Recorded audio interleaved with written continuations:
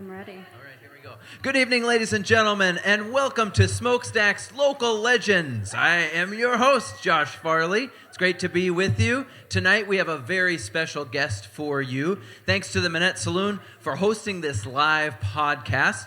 You're happy to listen along here live, and for the folks at home, I hope that you enjoy this interview because Deena has become one of my favorite people in all of Bremerton. Welcome, Deena. It's good to... Well, thank you.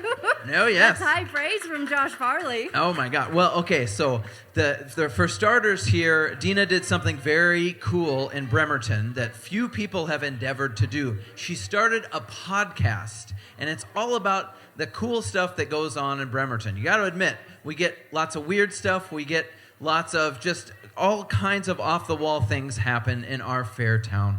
And I think a great place for us to start is the fact that my whole life I have been what the corporate parlance would call a content creator.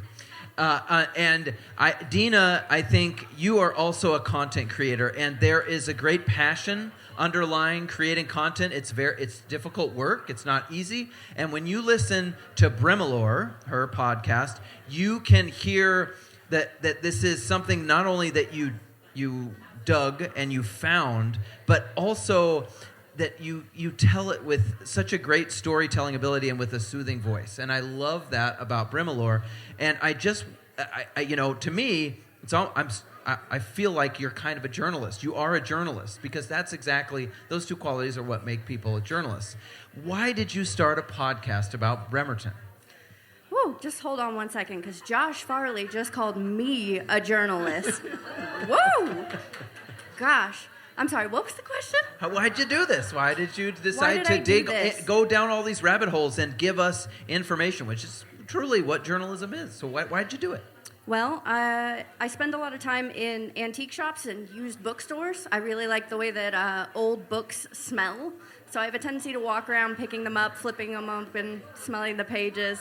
And I picked one up in a store that had a nice cover and flipped it open, and it said, 4 murdered in the Erlands Point massacre. And I went, the Erlands Point what? Wait, what massacre? Because I'd lived here my entire life, and I had never once heard about a massacre happening on Erlands Point. Yeah. And so that really planted the seed. And true crime is a big deal in the podcast sphere. And I was like, wow, I could launch a true crime podcast off the back of this story alone. Absolutely. And you've gone down those rabbit holes as well, whether it's Erlands Point massacre, of course, our favorite doctor in South Kitsap. Oh, yes. Linda Hazard? Yes. And in many other ways. I know you read a lot of Goosebumps growing up. So I sure did. You've always had kind of a thing that way. But you, in Bremerton, as you point out, Bremerton is Navy, Navy is Bremerton. There's this connection. And you do a great podcast on this season about the tunnels under Bremerton, and when you were at Naval Avenue Elementary School, seeing kids get picked up and taken to the base, and my where I live, there's tunnels underneath. This town is endlessly fascinating to me. But you yourself decided at 18, after moving to Bremerton in 1991, you're like, I'm gonna go see the world. I gotta get out. So you went into the Navy. Tell me about that. What was your experience like being in the Navy, and what propelled it, having lived here? Well, I think a lot of people in Bremerton, there's sort of an at least a mild dissatisfaction, this undercurrent that runs through it. And some people go so far as to say that they hate Bremerton, they don't like it here, they don't want to be here. And I think that comes from a lack of choice. And as a kid, I was brought here by my parents, and I didn't have a lot of choice. And when I turned 18, I said, I'm getting out of Dodge. I got to go. I got to see what else is out there, like a lot of young people do. So. Awesome. And what did you end up doing with the Navy? How did that go? How did the it went well enough. I did 4 years. That was enough for me. Yeah. They got me an education. I traveled the country. I went a lot of places. And in the end, I found really I just wanted to come home. Okay. And home. And you talk about on your podcast this sort of boomerang effect to Bremerton. We leave it, and then it brings us back. Yeah. What do you think it is about the town and just your feelings about it? what brings us back to Bremerton? I think it's gorgeous. You know, the water and the beauty and the trees, all of those things are rooted very deeply in me. And it doesn't hurt that it's a beautiful place.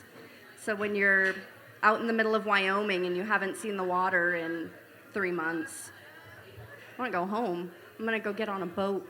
I'm going to go get on a ferry, go to Seattle, go to Kingston, go wherever. Yeah. I just think it's really beautiful here. Yeah, it is. There's no question about it. And you mentioned you have 2 beach spots that we shall not talk about. We are not talking about those. But you combine the salt water and the mountains, the Whitecap Mountains, and it is a beautiful place. And then on top of it, we have this majestic and sometimes tragic history in Bremerton that includes things like bathtub races that you've documented. A doctor just up the road on Perry Avenue here owned a lion and had a pet lion. Yeah. This is also documented in great fashion on your podcast. Why is Bremerton unique in this way, and you're just plucking the things that make us peculiar, or are we truly how different are we from other towns that you've been to and experienced? That's a great question. I do think there's something to just digging to see what you find. Maybe if I dug in other places, I would find interesting things there. But we are an interesting combination of civilian and military, and new and old, and there's a constant flow of people that come in and out of Bremerton, so we're circulating, and it does really do that American melting pot sort of thing. It creates interesting combinations, and weird stuff happens. Yeah, absolutely. Now, I imagine when someone asks you, what do you like to do for fun? Maybe podcast is up there, but what else? What else drives Deena Taylor? I'm curious, more about you. What other kinds of things, aside from hosting podcasts, do you like to do? I have a lot of creative pursuits. I like to draw, I like to write, I like to sing. It's all part of that engine, that drives the content creator. Is just always sort of making something in the background, whatever's intriguing at the moment. Yeah. Cool. I think I've mentioned Carl Sagan more than once now. This will be reference number 2. I might have to keep it going for consistency's sake. But Carl Sagan, is fond of saying, to create a scratch apple pie, you must first create the universe.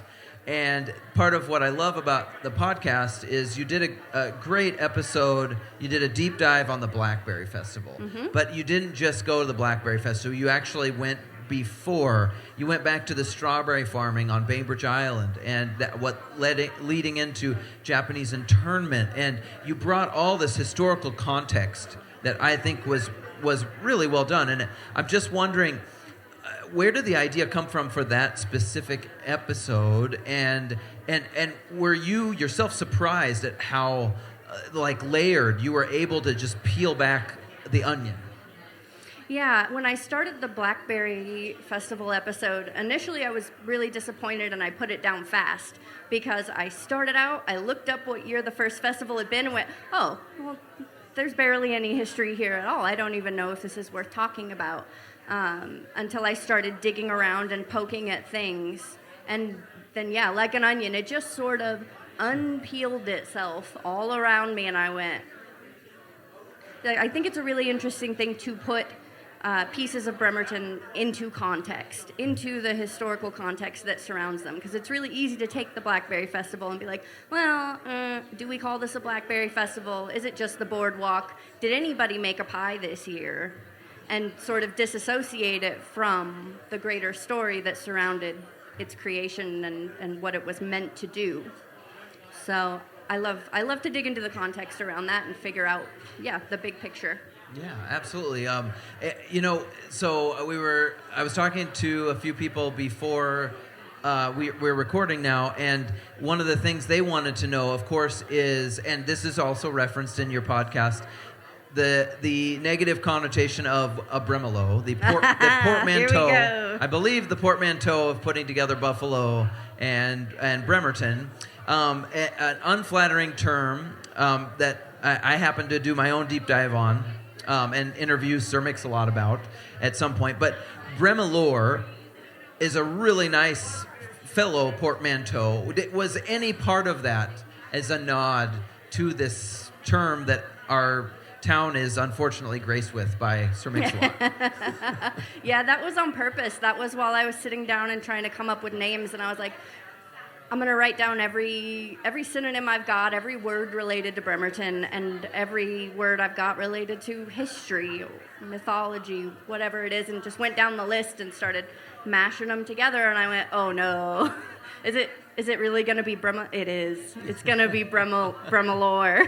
Love it. I like it. It kind of classes it up a little bit. It does. Yeah, it's like there's a recovery there, and it's perfect. It's a great title. I have my own theories about that word too.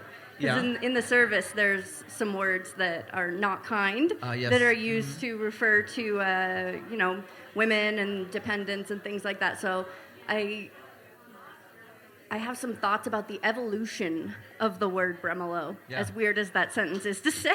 Okay. Are we maybe looking at a future episode, perhaps? Yeah, probably. Probably. Okay. Probably. Okay. I'm curious, what other topics, what other things, will we expect to find in the future? Can you, I would love to, I'm always on anticipation for your next podcast. What can we look forward to? Well, the number one requested thing is always Toys Topless for some reason. Yeah. People I believe really want to know about the strip club. How much else is there, right? I don't know, but like I said before, Gorst is just this never-ending rabbit hole of information. So there will be more Gorst. Yeah. Okay. There will be probably at some point, I would like to talk about the mysterious murder of Fred Cohen. Oh, absolutely. That would be a great one. Yes. And I like to do a Halloween and a Christmas every year.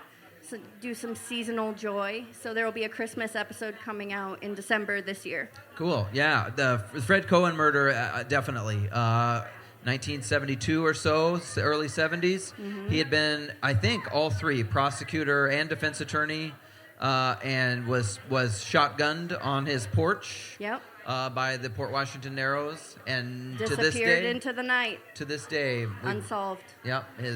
We've never solved that. His picture, you probably know this. His picture hangs. At least it did when I was covering the court system here. Hangs on the wall at the Kitsap County Superior Court, 212, the main courtroom. A larger than life figure. I think so. Yeah, kind of. And again, part of the lore that is Bremelore. Yeah. Right?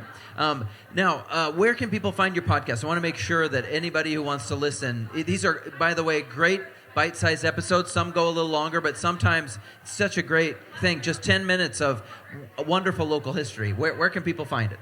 It is in anywhere that you find a normal podcast, so Spotify, Apple, all the usual distribution platforms. It's also on YouTube. I have stickers and little codes that you can scan with your phone that'll drop you straight into my website, so that if you want to give it a listen, it'll take you straight there. Awesome. Deena Taylor, you are amazing. I am so proud to have you on this edition of Kitsap Smokestack's Local Legends. Let's give her a huge round of applause. She's amazing. Thank you. You're doing cool things for our community, and we thank you. So thanks so much for being here. All right.